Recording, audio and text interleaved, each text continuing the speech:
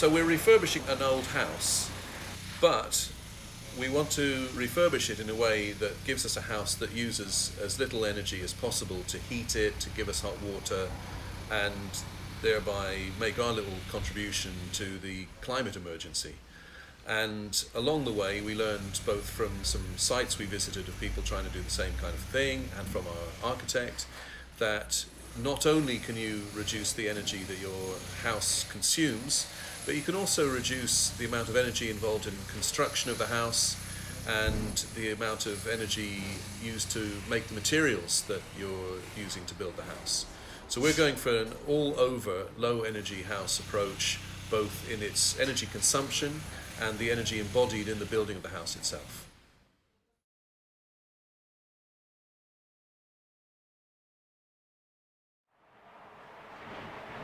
This is a project in Muswell Hill. It was a building that was derelict, and it was an ideal project because it had to be stripped back right to brickwork and all the stud work inside the building. And that's a great way to start when you're doing retrofitting. You're starting with the structure, so you've got all the elements that might have been problematic stripped back. And the other aspect is that we have a very, very willing client who is absolutely passionate about the process that works best with a building of this type, and that is to use natural materials. So we're retrofitting with low carbon natural materials that are all breathable, and they have the same building physics as the original building.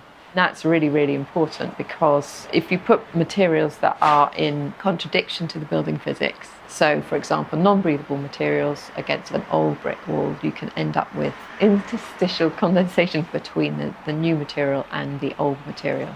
So we're using materials that have been studied at length by various universities and by the early retrofitters to see how well they worked, and wood fibre and cork and lime plasters and diathanite, which is also a lime cork mix, they all work really, really well with the old building stocks, and that's what we're trying to do here. We're really, really keen to do a low carbon project that addresses the climate emergency and influences others.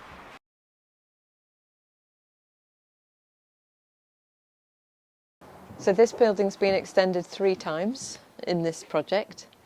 One is at this level. We've got 3 new dormers, these 2 and the one over there. We've rebuilt the whole of this side of the roof and most of that side of the roof. We've kept the just that little bit there. You'll see it on the other side, but the bit with where the roof is facing in the opposite direction. So what you're seeing here is a structural component of the building, which is OSB. It's also, we're using it as a air tightness layer. And the reason why you do air tightness in a project where you're insulating is that initially you're getting a lot of heat loss through all the fabric of the building, through the walls, through gaps around windows, through the floors, through the roof. All of that is losing heat. And on average, the amount of heat you lose through infiltration, through the gaps around windows, through the floorboards, up chimneys, is 10 to 15% on average. When you make it highly insulated, that goes up to 40% because you'll get less heat loss in other places, so the percentage goes up. So if you then tackle that 40% of heat loss through infiltration, you've got a really big win there. So it's really important to do them hand in hand. So this is structural, and it's an air tightness barrier. And the reason why we've got this blue tape is wherever we've got junctions in the material, so we've got the different panels, we need to ensure that we keep that join airtight. So we've got all this dealing with all the joins, and wherever we've got a nail or a screw hole in the material, we've also got a bit of air tightness tape to stop any air infiltration through those points. What you're going to see in this project is the level of detail that you might see in the finishes of a project all the way through. It's a completely different way of building.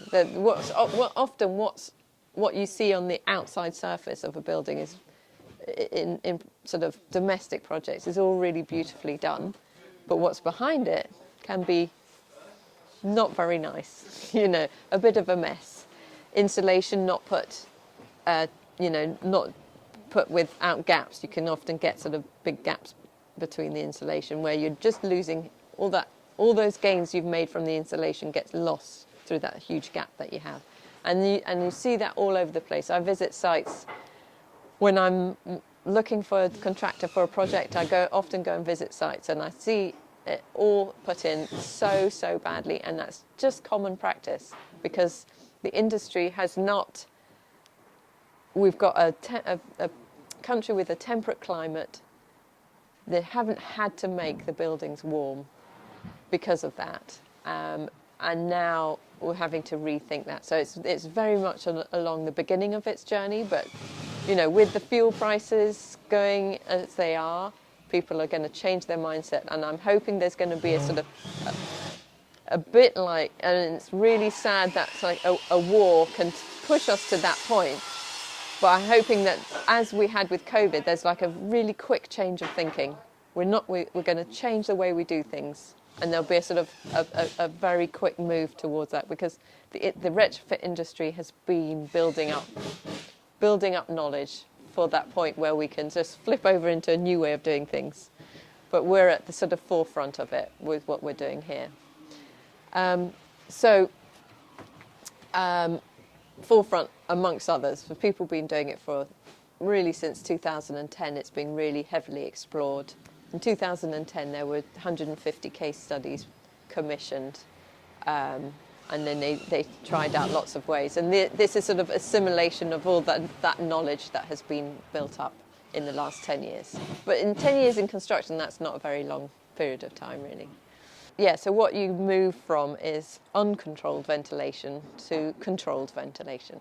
So our houses are very beautifully ventilated in a very uncontrolled way. It's windy, it blows through the house. It's still, there's no ventilation, you have to open all the windows. With this, we've got an MVHR, which is mechanical ventilation and heat recovery. And I can talk about that a bit more when we're down at the basement, because there's a plant room there. But basically there's extraction and supply in the rooms. And when you extract the warm, moist air, it goes over these aluminium plates, which then warms up the cool air that's coming in. So it recovers something like 90 to 95% of the heat that would be lost through the air just being chucked out.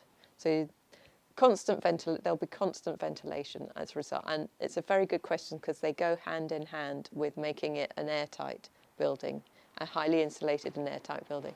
And those first case studies that they did, they put polystyrene type insulation everywhere, sealed it all up, and suddenly everything went mouldy. And that's because they weren't expecting the unintended consequences. The other thing that we've got here we've got vapor open construction. So what we're doing is working with the old building keeping to the physics of the old building. So if you put something like polystyrene against old bricks, you're changing the physics, because you're going from a vapor open construction to a vapor closed construction. But what we're doing here is keeping it all vapor open by putting materials like wood fibre on and lime plasters. They are all vapor open construction materials. So the moisture that builds up in the room not only gets extracted through the ventilation, but it can also pass through the fabric of the building. So you're sort of tackling it in two ways. And we need to, because we create a lot of moisture. On average, it's 4 pints per person per day of moisture, which is huge. And you can think about it when you sit in the car and it's been raining and it all steams up. You can kind of think how quickly that can happen. Everything can steam up because of the moisture in the air. And that's from breathing, obviously, in the car. We've rebuilt the entire back wall of the building, which I'll explain when we look at it outside. But we've got studs that that are doing that, and they lead into the rafters that form the roof, and they're all 140 millimetres deep. And we fulfilled that space with flexible wood fibre, which I think you saw downstairs on the table. So it's this nice, soft, flexible insulation. And the reason for this being on this side of the timber, because in a lot of construction they put this structural component on the outside. The reason for it being on the inside is it deals with the moisture better if it's on the inside, and you can drop the flexible wood fibre onto it and it's held in place. So it's good. It's got a double thing that it's doing there. So we've got 140 mil of flexible wood fibre, and then we've got 140 millimetres of the solid wood fibre on top, and that's giving us a U value of 0.15, which is Passive House standard of U value. So we've got all the new bits of construction, we've got to 0.15. So the roof's 0.15, the rear wall's 0.15. Where it's more difficult to get to that level is on external brick walls. If you can put the insulation on the outside, you can get there. On the inside, you have to be more careful. Internal insulation against brick walls, you have to limit the amount of insulation you put on, because you can end up with moisture in the construction. Anything around 80 and below, you're safer. There's always you can never get to like zero risk, but you're reducing your risk massively by taking it down to below 80. So you can see we could get to 0.15 on the new build areas, and we're getting to 0.3 on the existing walls. Now, as an understanding of where it started, these walls are at 2 now. With nothing on them, the U value is 2. So it's dropped massively from 2 to 0.3. In terms of heat loss, that's I think it's like an 87% reduction in heat loss, or 87 to 90% reduction in heat loss on those walls. So we've got the airtightness layer, then we get the diathanite layer of 25 mil, which is airtight, and we tape one to the other, so you get the whole building airtight. Then we've got the 80 mil of wood fibre on top, and then 10 millimetres of lime plaster, which then goes back against all of this structure carried by this material, which is called wood wool, and it's instead of plasterboard, and it's more vapor open and a more sustainable material than plasterboard. Basically, anything that's got wood in or is grown when it's growing, it's taking carbon out of the atmosphere, and then by putting it into a building, you're locking that carbon into the building. If that material was allowed to rot and decay or burn, the carbon goes back into the atmosphere. So then the industry term it a carbon-sequestering material by putting it into the building.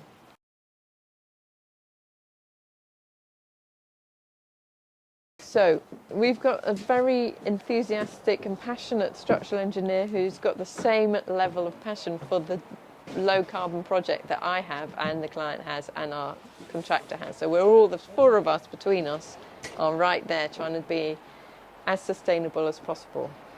Constantly coming up with ideas of how can we take it further, how can we make it more sustainable. So one of the things to do is remove as much steel and concrete from the build, because steel and concrete are very high carbon materials, hugely used in the industry. We have to try and find ways of avoiding using them or minimizing using them. So in order to reduce the amount of steel, some of the structure has this system which is called a flitch beam. So instead of a steel beam, we've got a beam which is made up of 2 timber joists or studs and a steel plate in between, so you get less steel in the construction. So you've got a hybrid of the 2, and we've got some flitch beams, quite a large flitch beam running up here, and we felt that the steel there's a potential for through the steel because steel is a more conductive material. So where you get a flitch beam appearing on the edge of the construction, you've got to try and reduce the amount of heat getting to that, because what you can get is a cold bridge. And where you have a very, very insulated building like this, if you imagine you're trying to hold the heat in, so if you imagine like you've got a bucket of water and you put lots of holes in the bucket, and that's like our buildings, right? That's what our buildings are like. They're all leaking heat out through lots of different spaces. You get a building like this where you've highly insulated it, you made it airtight, you might have a couple of holes, right? Those holes are your cold bridges. A single space where the water can escape. But it would be more intense because there's only one hole than if there's loads. So in this case, where you might have a bit of steel, you've got the potential of the warm, moist air in the building reaching that steel, which is then cold compared to all the other surfaces, which are lovely and warm because they've been insulated. And then the warm, moist air can condense, and you get drops of water in the construction, which can then rot the construction. So you've got to avoid doing that. Those are the tricky bits in this kind of work. Those cold bridges, the corner and junctions, where you get structure going through the insulating layer. Always have to sort of either catch them in drawings or on site. So there's a sort of two-pronged process. I try and anticipate as many as possible in my drawings, and then there'll be others that get picked up in the site process. So what we've got here is a really, really energy efficient material called aerogel, and it's so we've got 20 mil of it on here, and it's equivalent of about that much wood fibre. So it's you can deal with the hard to treat corners and junctions using materials like aerogel to stop that cold bridge that we were just talking about. So the reason why we don't use aerogel throughout is because it's really expensive.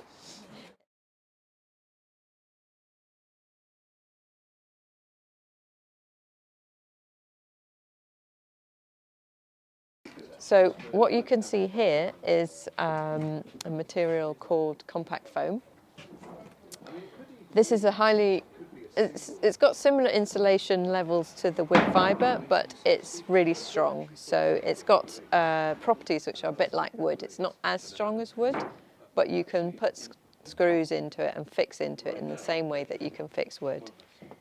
So if you can see it's got the same sort of sound when you knock it. And it is. So we try and keep to as many natural materials as possible, but they haven't come up with a wood version of this. So we still have a little bit of materials that are made out of, I'm not sure what styrofoam's made out of, but whatever this is made out of, which will be a higher carbon material than the carbon-sequestering wood fibres. So the reason for that, again, is the cold bridge. We sit the windows into the insulation layer and onto this material, and that allows, that stops cold coming in the junction of the window. Because if you sat it on the wood, and the wood was all the way out here, you'd then get cold bridge through the wood. And yeah, so the window gets fixed onto that, and that's the reason for that material.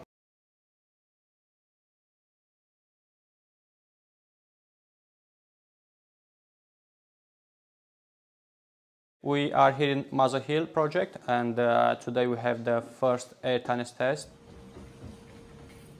We need to test the airtightness of the building because up to 35% of heat loss is through the drafts and gaps and air leaks in the building's fabric. So the walls, the roof and the floor.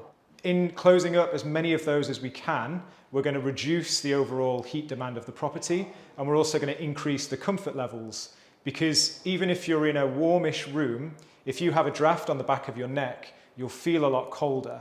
So that's the aim for today. The way we do that, we put a big fan in the front door of the home and we suck out all of the air, so we depressurize the building, and then we can assess how much air we've removed and how much air is coming in through the gaps and the cracks in the building fabric, and we can get a solid figure of the air tightness level of the building. We need to try to find any possible leaks. So what we're going to do, we're going to start with all the windows, the perimeter of the windows. Each of you will have one of these matches. We light them up and then it will be smoky, yeah? And if it's going straight up, that means that everything is fine. If it goes on the side, there is air permeability, so we need to tape it. Some of it we're going to be able to tape it during the depressurization test, but some of them, if it's too big, we need to stop the test, tape it and start again, yeah? So when you find a big one, let me know, we stop the test and do it, we tape it and start it again. When the fan depressurizes the home, the air leaks are accentuated as the air rushes in to repressurize the home, and so that's what they can find, usually with the back of a hand, but also with the aid of smoke matches and smoke pens. The OSB is one airtight layer, so you can see that there is no air permeability through this board. But what we need to do, all the joints, all the screws, everything we need to tape. So basically in here we have two different materials as an airtight strategy. One is the OSB layer and one is the diatomite and the lime plaster. But in here we have a joint which we forgot to tape. So what will be a remedial work at the moment? Very quickly one is to tape between the OSB and the lime plaster to close the gap. That's why it's so important to have multiple airtightness tests, not just one at the end.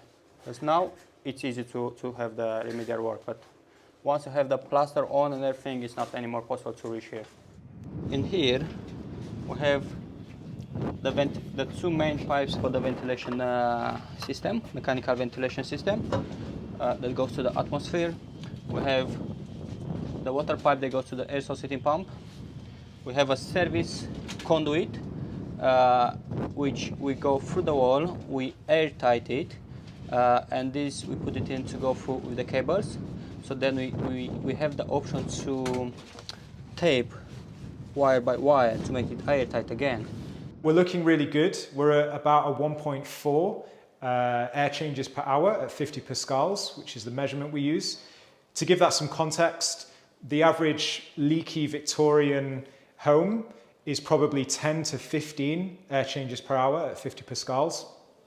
A passive house new build, so built to exceptionally low levels of air tightness, is 0.6. So the fact that we're much closer to passive house for this home than we are the leaky Victorian home is credit to the building team and the design of the air tightness fabric. We are finding a few more small leaks, and they're going to be given the chance to fix them, and so hopefully that will improve the score further. But all in all, it's a fantastic air tightness score. We are satisfied that we passed the test. We're gonna make the improvements now.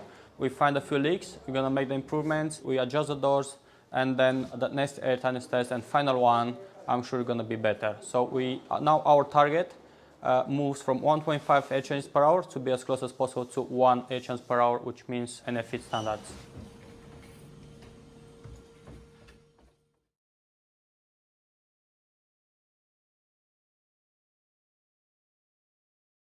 So one of the things that we did with the concrete was we worked out, when I was looking at the structural engineers' drawings, they put as part of the formwork, they put something that you didn't throw away, and they'd shown a piece of EPS, which is a sort of more commonly used bit of insulation. Sort of foamy plastic stuff, foamy isn't it? plastic stuff, Yeah, which we've tried to avoid in this project Yes. as much as possible. But when you go below ground, you have to be careful about natural materials will rot, and that was something that could go in the ground. And we put it at the back of the formwork to help hold in the concrete, and left it there. But it was giving us 70 mil of insulation, Right. which is kind of great. I was like, great, we've got our first step. And then the next thing I thought was like, wouldn't it be amazing if we could make in some places we've got the concrete is 220 mil thick, because that's the brickwork is 220 mil. of the wall above. That's how thick it is. In some places it's 330, so it's a bit thicker. So when we put the concrete in, I thought if we could make that insulating as well, then that would really help reduce how much we have to put inside. The house, in fact, this used to be a crawl space, so in fact the floor above, the ground came to here. That's right, yeah. And so we've dug all the way down here and then maybe another 2 feet below to accommodate all of the layers we've built up to make this floor. So everything below this point pretty much is the concrete that you're talking about, right? That's right. Because it's actually, well, maybe below here I suppose, because some of the brick went into the ground, but everything from here below is concrete holding up the brickwork of the house. It's the way it's set, because the ground level changes, but the way it's set is that there's the ground level, and then there's 500 millimetres of brickwork, and then there's of original brickwork, and then the rest ends up being concrete. So the things that we did that were unusual with the concrete is I ended up speaking to Tarmac and London Concrete, and they came up with specific mixes for this project that had not been done before, and they came up with a mix which included this product called Lytag, which we put into the concrete to make it insulating, and then we did all the sort of GGBS stuff to make it turn it into a greener concrete. And that was great and really fantastic in theory. In theory, I say, because in practice, getting it onto the site, because we were the only site in London doing it, we weren't able to get small enough quantities of the material in each site delivery, which meant we had some wastage. So I kind of, my take from this project, and at Future Build I went and spoke to the concrete centre, and I said, your concrete's not ready, your green concrete is not ready for use in the domestic sector, because it's too small. We could only get, I think it was 2 cubic metre deliveries at a time. And so we would pour as much of that in one go, but with underpins you can only do a metre at a time. So we do a metre on one side and a metre on another, and a section of slab. And it's only 1/3 of a metre thick, so 3 underpins is only 1 cubic metre. So. And then we did a bit of slab in between. So we would do basically a U section around. And that was a clever idea of our builder, wasn't it? I mean, to do this, you wouldn't normally do the slab and the underpin at the same time. It was, except he said that in practice, he said he wasn't sure he'd do it again because it took a lot longer than the normal way of doing it. Right. But that was one of the things that it was dealing with the fact that we had these deliveries of certain amounts, because if you've got regular concrete, they can deliver to multiple sites, and therefore it doesn't matter how much you need. You can get as little or as much as you want. So that was an interesting thing. And the other thing that we had, which we didn't manage to do, but I think it's something that's worth mentioning, is when we moved to have the design where we, because initially we had steel columns in the space to reduce the amount of steel that we had, the amount of rebar that we would have in the concrete mixes, to make it reinforced. And the issue with that is that we're talking about 2 materials that have a lot of embodied carbon, or the amount of carbon to make them has used up a huge amount of your carbon footprint before you've even walked into the house, right? So you've got steel bars inside the concrete. So if you can reduce those, it's good. And then the concrete itself takes a lot of carbon to make. So my thought is like, we have to use so as far from my research to date, and I'm still working on it, there is there isn't a below ground material that you can go that isn't concrete to support the building. So that's where we are, and then we needed to have the reinforcement. So initially, so when I was coming up with the idea for this mix, the other thing I was thinking is, wouldn't it be amazing if I could find reinforcement that wasn't steel? And I found it. Do you remember? Yeah, I remember it well. And I mean, I still believe This is basalt composite bars. Yeah. So, you know, again, remembering that the concrete all has loads and loads of little steel bars inside to reinforce it. Yeah, as you say. Well, we agreed it. We decided, fantastic, this is amazing. We're going to use basalt bars instead of steel bars inside our concrete. And we were really, I seem to remember, probably 2 weeks away from actually starting the basement. And it then transpired that at the point where the floor has steel in it, and that steel in the floor is connected to the steel that goes on up through the wall, and you have to have a bend so that you've got a continuity in the steel frame. It's not really a frame, but in the steel reinforcing structure. You need a continuity in the steel reinforcement structure between the floor and the wall, so it has to turn a corner with a bend. And what we found is that the bent pieces of basalt cost something like 40 times the straight pieces. That's right. It was £48 as opposed to £1. That's a pound. And so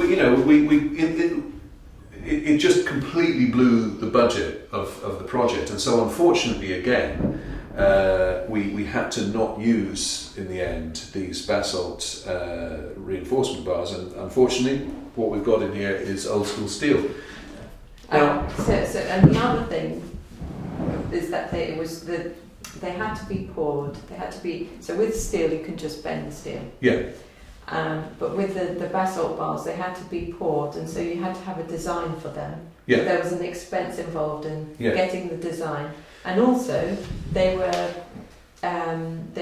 that the only place you could get them from was Russia. Right. Which, in a way, we were lucky that We didn't dodged go, a bullet there, certainly. Yeah. We would we not didn't want go to ahead with that one. importing something from Russia right now, that's for sure. So yeah, but I think that's something to continue exploring, is how to get. There's another little dimension to this, though. So this is my little frustration with this whole thing is, and you can correct me if I'm wrong, but what I saw actually happening when they were constructing the steel reinforcement of the concrete was that the angled pieces of steel were tied onto the straight pieces, Right.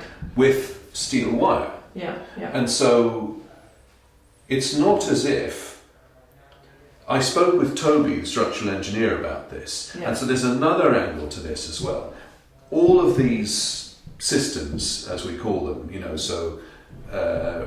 reinforcement steel bars inside concrete, that's a system, right? Yeah. And there are known calculations that you can use when you're using that system. So a structural engineer can just look up a standard set of rules and say, I'm making this area of steel reinforced concrete, and so I need this many bars spaced apart this far, blah, blah, blah. Yeah. Now, actually, having seen what the builders were putting in the ground, namely angled pieces of steel and straight pieces of steel, I cannot see any reason why we couldn't have had all the straight pieces in basalt and all of the angles in steel and just tied them together with steel wire just the same way. And the answer from Toby, I did ask him about this after the fact, and he said, honestly, there's no way I could have signed off a design that used a mix of steel and basalt, because there's no rules for that.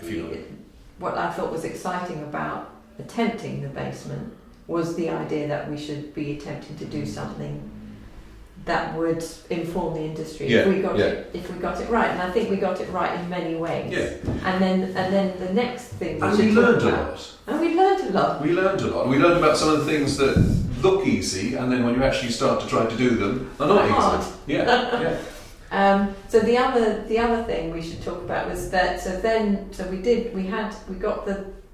the build up we've got is the 70 mil of EPS. We've got sort of, say, the thinner bits, 220 mil of this insulating concrete, and then we've got the plastic, which we got quite a nice plastic for that, which is a recycled sea plastic, which is, it's sort of got an egg crate shape, so it allows the water to pour down the back. Right.